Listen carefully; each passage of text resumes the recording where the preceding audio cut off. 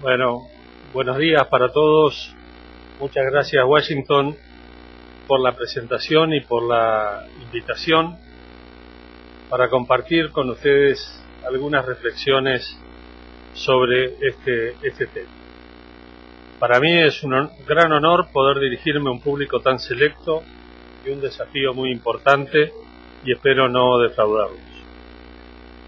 Si bien soy el actual presidente de la Comisión de Comercio Exterior de la Cámara de Industrias del Uruguay y consejero del Consejo Uruguayo para las Relaciones Internacionales, las opiniones que acá expresaré son de carácter personal exclusivamente y no comprometen a ninguna de las entidades a las que estoy vinculado. Dicho esto, y entrando al tema, quisiera aclarar que si bien mi visión de la negociación está teñida por mi vinculación histórica al sector industrial, intentaré que este sea un análisis global del resultado, reconociendo la importancia fundamental para la economía del país de actividades como la agropecuaria o los servicios, así como de los aspectos normativos que incluye el acuerdo.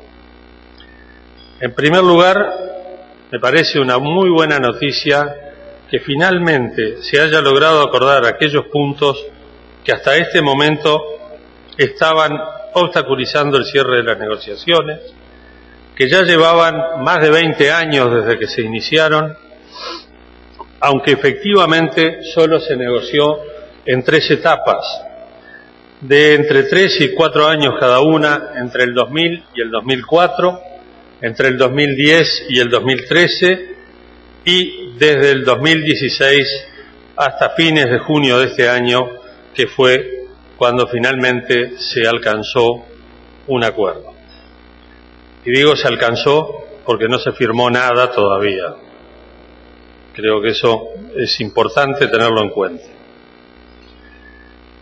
Si bien el acuerdo se logró hace ya más de 4 meses, los textos publicados originalmente no incluyeron las listas de concesiones recíprocas en materia de bienes, ni los requisitos de origen aplicables, ni las listas de indicaciones geográficas y denominaciones de origen, que se acordó proteger por una y otra parte, información que se fue publicando recién durante el mes de octubre. Por lo tanto, aún no hemos concluido el estudio detallado sobre la situación que quedará producto a producto.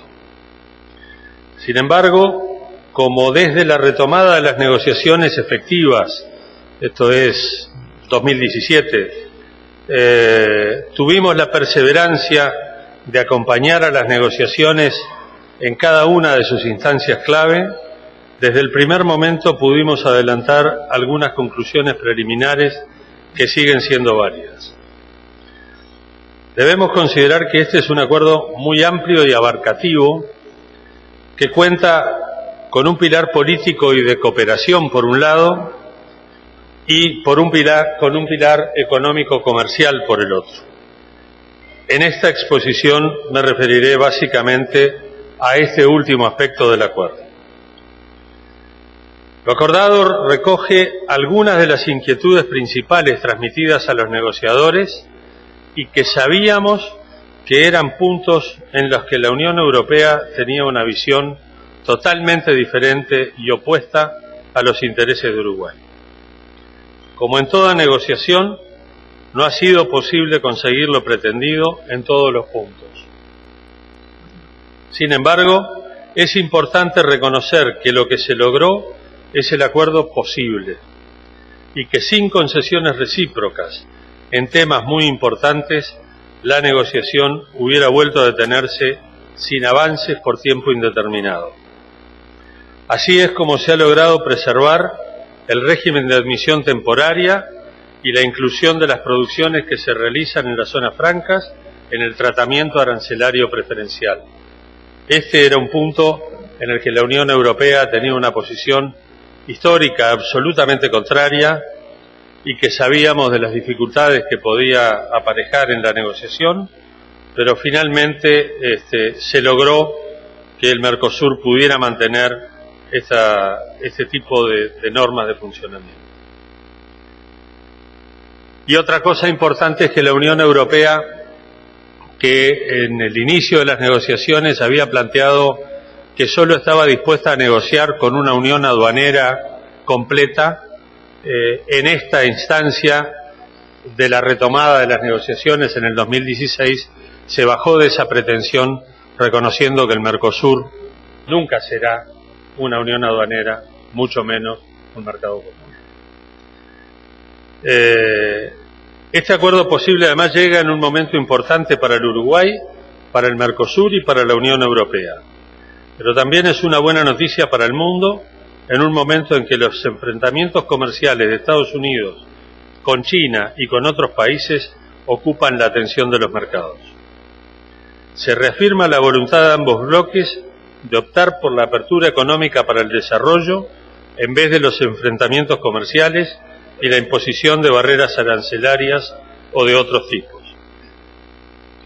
Asimismo, permite que aquellos sectores que a partir del 2014 fueron afectados por el retiro por parte de la Unión Europea del Uruguay de la lista de países beneficiarios de su sistema generalizado de preferencias, recuperen y en algunos casos mejoren el acceso preferencial al mercado europeo. No quisiera avanzar en el análisis del acuerdo en sí mismo sin antes realizar un muy breve comentario sobre cómo fue posible, desde el punto de vista político, concretar este acuerdo.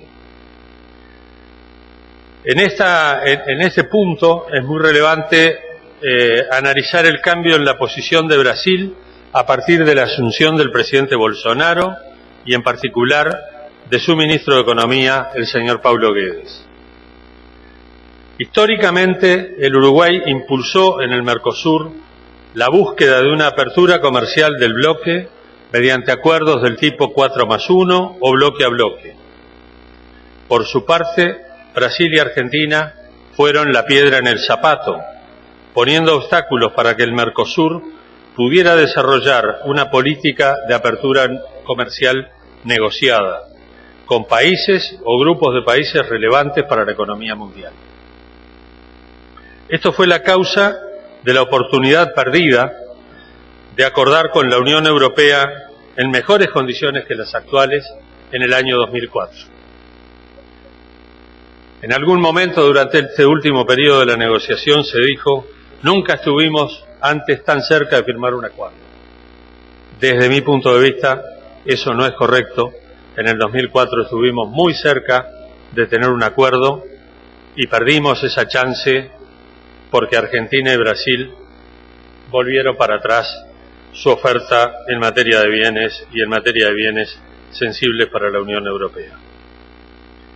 También significó junto con la actitud de Venezuela, que se cayeran las negociaciones del ALCA.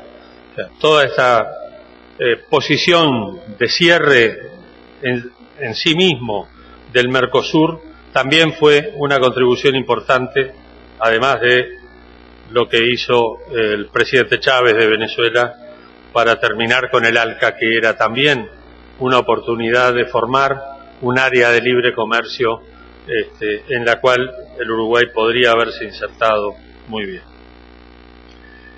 El comienzo del cambio de actitud del Mercosur se produjo a partir de la asunción del presidente Macri en Argentina, pero aún fue necesario esperar a que en Brasil asumiera el presidente Bolsonaro y a que, como ya dijimos, el actual ministro de Economía de Brasil, con el apoyo de su sector privado, cambiara drásticamente la actitud negociadora de Brasil y, por lo tanto, arrastrara al Mercosur a aceptar el acuerdo posible. Permítanme detenerme brevemente en esta circunstancia, pues es un hecho relevante y que afectará a todo nuestro relacionamiento comercial, tanto dentro como fuera del bloque regional.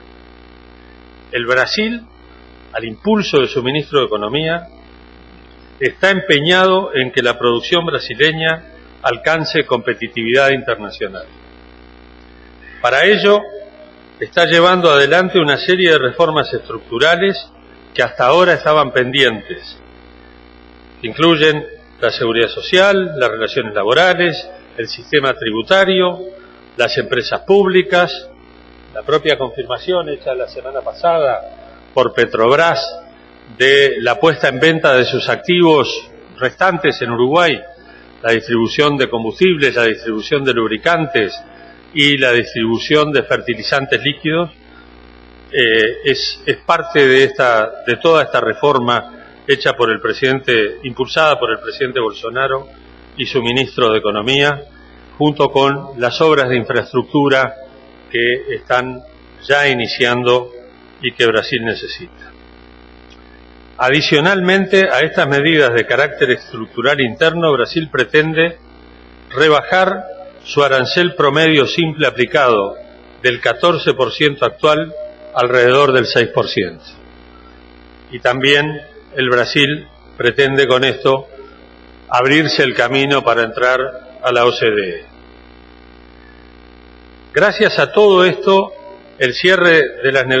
además del cierre de las negociaciones con la Unión Europea, también se concluyó hace pocas semanas las negociaciones con EFTA, la Asociación Europea de Libre Comercio, que está integrada por Suiza, Noruega, Liechtenstein e Islandia. Estos son 4 de los países con mayor ingreso per cápita del mundo y economías con tamaños bastante más similares a los nuestros que el resto de los países de Europa. Además, se han impulsado las negociaciones que lleva adelante el Mercosur con Canadá, Corea, Singapur, etc. Asimismo, Brasil, en línea con lo que les había dicho antes, está proponiendo una rebaja unilateral del arancel externo común del Mercosur. Es decir, quiere hacer una apertura de su mercado interno y de todo el mercado del Mercosur en forma unilateral como contribución a la mejora de la competitividad que plantea para las empresas. Todo este paquete forma parte de una nueva concepción económica de Brasil, que ha entendido que el modelo de economía cerrada no le permite crecer y que ahora está dispuesto a abrir su economía mientras realiza las reformas estructurales que le permitirán ser competitivos internacionalmente. Y esa es quizá la gran diferencia de Brasil con el resto de los países del Mercosur, que está encarando todas las reformas estructurales internas en forma simultánea con la apertura comercial. Nosotros tenemos esa deuda pendiente. Pero volvamos al acuerdo y los impactos que se perciben. Sin duda, algunos subsectores dentro del sector agropecuario y agroindustrial serán los principales beneficiarios del acuerdo, especialmente el sector cárnico y el sector arrocero. Otros se verán enfrentados a la competencia, tanto en el mercado local como en el regional, por las concesiones obtenidas por la Unión Europea, sobre todo en el sector lácteo. Una vez que el acuerdo entre en vigencia para el Uruguay y para la Unión Europea, un beneficio inmediato para un producto que ya tiene una corriente exportadora histórica con la Unión Europea es la eliminación del arancel del 20% que hoy paga la carne que se exporta a través de la llamada cuota Hilton. También se comenzará gradualmente a disponer de un cupo para carne que en un periodo de 5 años llegará a las 99.000 toneladas peso carcasa, que se repartirán de alguna manera entre los 4 socios del Mercosur. Cuando finalicemos el análisis detallado de las respectivas listas de acceso preferencial, los periodos de desgravación para cada producto en uno y otro sentido, los requisitos de origen y los demás aspectos normativos vinculados al comercio de bienes, se podrán identificar otras oportunidades para los sectores productivos, así como los desafíos que enfrentarán tanto en el mercado local como en el mercado del Mercosur, como consecuencia de la erosión de preferencias que provocará el acuerdo. Seguramente esto sea más preocupante para el sector industrial, pues de las exportaciones de bienes industrializados, el mayor porcentaje tiene Argentina y Brasil como destino. Así, los sectores agroindustrial e industrial tendrán que adaptarse para competir tanto en el mercado interno como en el mercado ampliado del Mercosur, con un nuevo socio preferencial que tiene una oferta agroindustrial muy competitiva en calidad y cuyos precios están influenciados por las ayudas domésticas que la Unión Europea aún le brinda a sus productores agropecuarios, y en materia industrial una muy alta competitividad derivada de su alto nivel tecnológico, así como la imposición de determinadas normas o requisitos técnicos. Por otra parte, este acuerdo birregional debería ser utilizado por Uruguay como un incentivo para la erradicación de nuevas inversiones europeas en el Mercosur, sobre todo teniendo en cuenta que los países de la Unión Europea son, en su conjunto, el bloque con mayor porcentaje de participación de la inversión extranjera en la región. Si bien el acuerdo no tiene un capítulo sobre inversiones, entendemos que el hecho de que Uruguay ya cuente con acuerdos de protección de inversiones con buena parte de estos países puede ser un diferencial positivo para que nuevas inversiones europeas elijan Uruguay como su base operativa en el Mercosur. Sin embargo, esta condición debe ser acompañada por una mejora de la competitividad sistémica del país, pues tal como lo reflejan los datos del propio Banco Central, la inversión de capitales de origen europeo en Uruguay tuvo un saldo casi nulo en el 2016 y un saldo negativo de 1.155 millones de dólares en 2017, último año con que se cuenta con estadísticas. Por ello, resulta imperioso que el Uruguay también encare lo más rápidamente posible una serie de reformas estructurales que permitan reducir el costo país, que incentiven a las empresas a invertir en tecnología y que permitan mejorar sustantivamente la competitividad de nuestra producción, tanto industrial como agropecuaria. Recordemos que en materia de competitividad, si hay dos sectores en los que nadie puede discutir el nivel tecnológico y la calidad de sus productos, son el arroz y la leche. Los dos atraviesan serias dificultades y ninguno de los dos es competitivo en el mercado internacional. Entonces el problema no está en que falte inversión del sector privado, en que falte tecnología, en que falte voluntad de hacer las cosas bien, sino en que hay un marco competitivo que no le permite a esos sectores, ni siquiera a esos sectores, ser competitivos en forma internacional. Con respecto a las asimetrías entre Europa y el Mercosur, tanto en los niveles de desarrollo social, científico y tecnológico, como en el tamaño de las economías, entendemos que no han sido contempladas en el acuerdo o se lo ha hecho en forma muy parcial. Adicionalmente, yo además a los negociadores siempre le dije que el tratamiento asimétrico que se establecía en el acuerdo era un tratamiento asimétrico inverso, es decir, que la asimetría que se planteaba en el acuerdo favorecía a la Unión Europea y no al Mercosur. Adicionalmente, hay aspectos positivos intangibles pero relevantes que surgirán como consecuencia de este acuerdo. Entre ellos podemos mencionar que el Mercosur consigue finalmente terminar su primer negociación de un acuerdo amplio y moderno con un actor relevante del comercio internacional, lo que lo habilitaría a que otros países o grupos de países, con algunos de los cuales ya está en negociación, lo consideren ahora sí, en forma seria, como un socio probable. Así ha sucedido ya con EFTA y esperemos que se avance en las negociaciones en curso con Canadá, Corea y Singapur. Posiblemente a partir de ahora haya algún otro país importante desde el punto de vista comercial interesado en escuchar propuestas del Mercosur. De este modo, el bloque inicia un proceso de apertura externa hacia mercados relevantes al que hasta ahora se había negado, a pesar de las intenciones fundacionales de ser un proceso enmarcado en la idea de regionalismo abierto.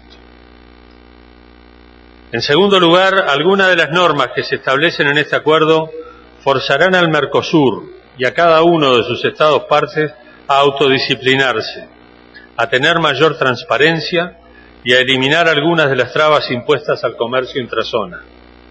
Esto puede ser importante para que el Mercosur avance en su proceso de integración comercial interno y en su institucionalidad.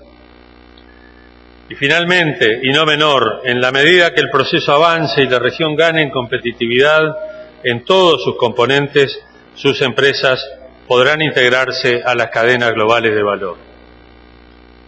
Debemos tener en cuenta que, si bien la negociación ha concluido, aún es necesario pasar por el proceso de revisión legal de los textos, traducción a todos los idiomas de la Unión Europea, firma por parte de los cancilleres de los países del Mercosur y de los comisarios de Comercio y Relaciones Exteriores de la Unión Europea, y finalmente la ratificación por parte de los parlamentos de cada uno de los Estados partes del Mercosur y del Parlamento Europeo. Todo esto para que el pilar comercial del acuerdo entre en vigor. Quizá este proceso insuma entre 18 y 24 meses adicionales. Como expresamos antes, para que nuestra sociedad en su conjunto pueda aspirar a usufructuar los beneficios y enfrentar la competencia que este proceso de apertura comercial ofrece, es necesario que se mejore la competitividad de los diversos sectores productivos, y esta es una tarea que debe ser iniciada ya, tanto por el Gobierno como por todos los actores sociales. Los plazos previstos para la entrada en vigor del acuerdo y la progresividad de las desgravaciones arancelarias negociadas nos dan la oportunidad de disponer de un breve periodo para procesar los cambios de todo tipo que hay que hacer. Esta tarea debería ser iniciada por este Gobierno y profundizada por el que comience el próximo 1 de marzo. Lamentablemente, ya se han perdido más de 4 meses desde la culminación de las negociaciones y aún no se ha hecho nada en este sentido. Otro aspecto relevante desde mi punto de vista es el hecho de que el acuerdo imponga la autocertificación de origen luego de un periodo de transición de 5 años. Si bien este es un tema técnico, creo que se trata de una muy mala noticia para los exportadores y muy especialmente para las pymes industriales. Alguien podrá decir que es un instrumento de facilitación de comercio y de reducción de costos y trámites. Sin embargo, creo que es todo lo contrario. Adicionalmente, me parece un muy mal precedente para las futuras negociaciones y para el propio funcionamiento del Mercosur. En la actualidad, la certificación de origen y su calidad están garantizadas por la existencia de una autoridad nacional de aplicación y por entidades con mandato delegado que realizan la tarea de análisis y verificación de cumplimiento caso a caso. Obviamente esto tiene un costo, pero su valor agregado es mucho mayor al precio que paga el usuario por un sistema que lo pone al cubierto de eventuales investigaciones por parte de las aduanas de los países de destino.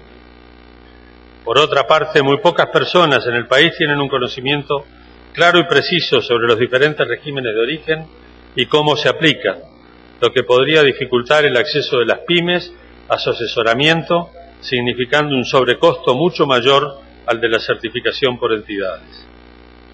En conclusión, personalmente creo que es positivo que se haya logrado culminar la negociación, que se consiguieron cosas importantes para los intereses de Uruguay, aunque no todas las que nos hubiera gustado, y seguramente del análisis posterior se sacarán conclusiones más concretas. Del mismo modo, consideramos muy positiva la culminación hace algunas semanas del proceso negociador con la Zona de Libre Comercio Europea, con la EFTA. Y justamente, como dijimos hace un rato, dado que el tamaño de las economías de sus miembros es más comparable al de la nuestra, ya que se trata de 4 de los países con mayor poder adquisitivo del mundo, importadores netos de alimentos de alta calidad.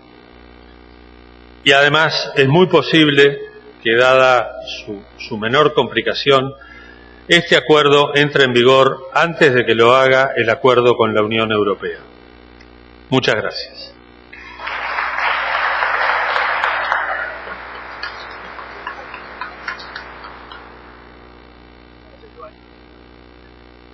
Bueno, le agradecemos mucho al ingeniero Washington Durán por su excelente disertación, excelente.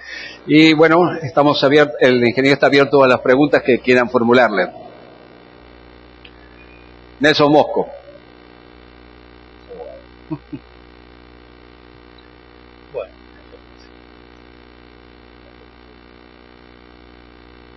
Muchas gracias.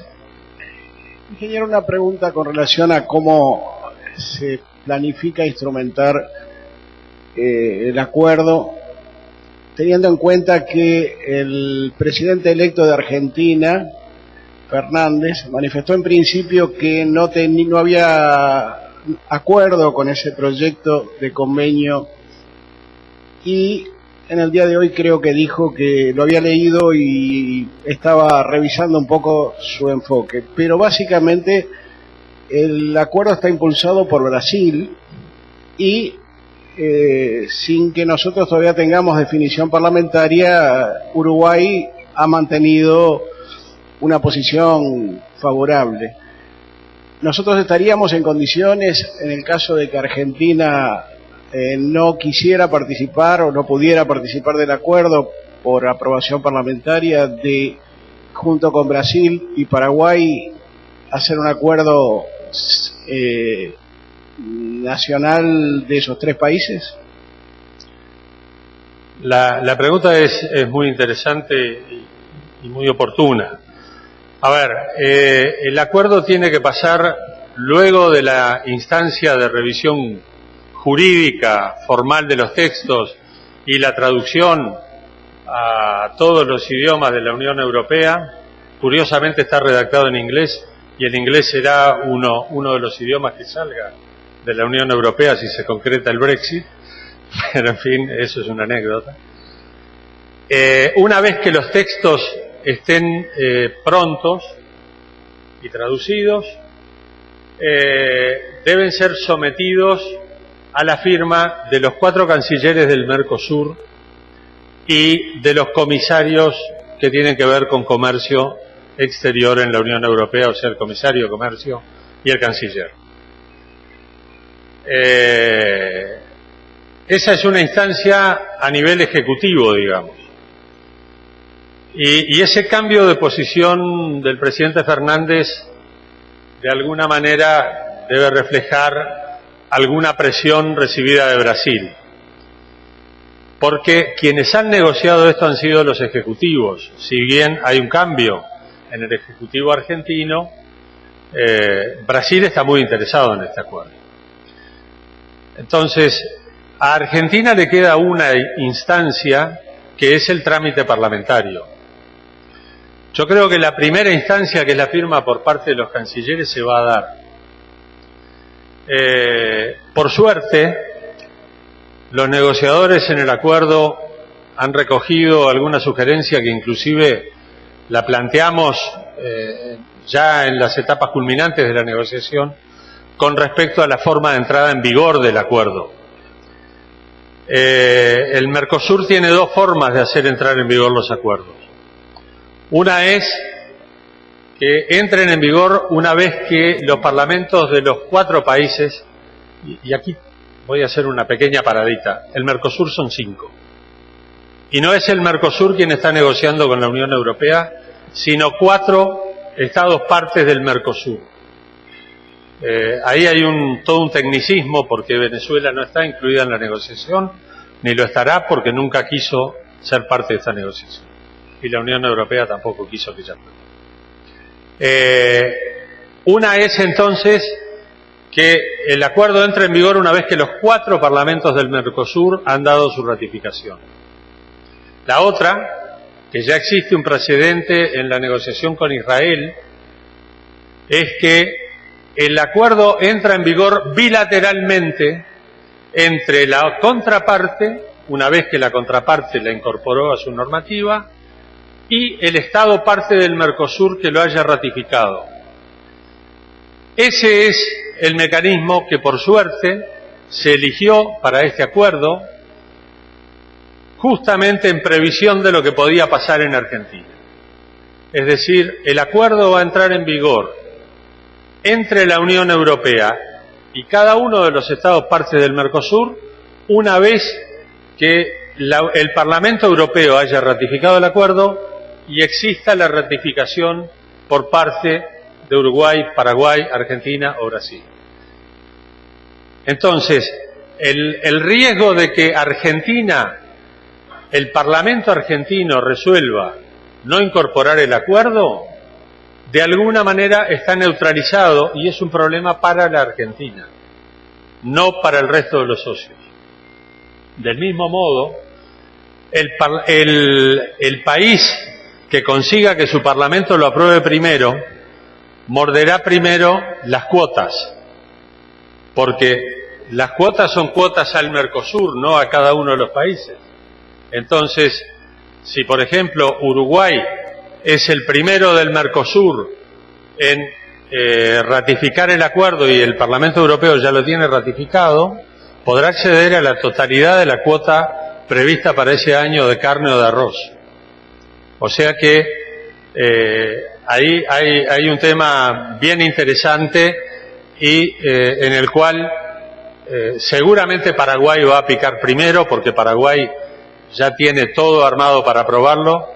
Yo creo que Uruguay también tiene todas las condiciones para aprobarlo, y Brasil, sin duda, el presidente Bolsonaro va a encontrar el camino para que su Parlamento, que le ha aprobado sin queja alguna una serie de reformas estructurales impensables en otros momentos, creo que por lo menos eso va a estar salvado. O sea, no hay necesidad de hacer un texto nuevo ni de una nueva negociación con la Unión Europea. Acá el que se sube y el que no se queda fuera. Santeugini.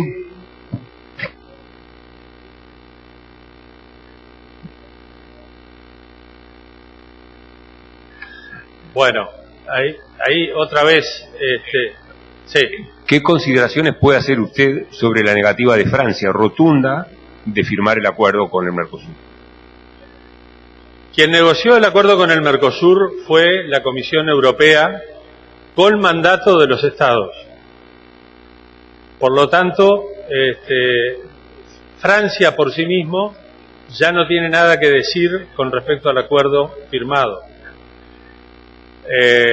La instancia ahora es los cancilleres del Mercosur y la gente de la Comisión Europea de Comercio y de Relaciones Exteriores, o sea, el comisario de Comercio, el comisario de Relaciones Exteriores de la Unión Europea, que están sujetos al mandato de la Unión Europea, no de Francia.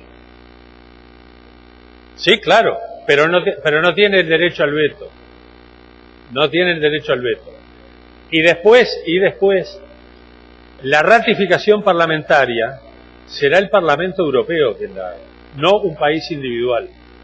O sea, para la pata política, para la pata económico-comercial del acuerdo, basta con la aprobación del Parlamento Europeo.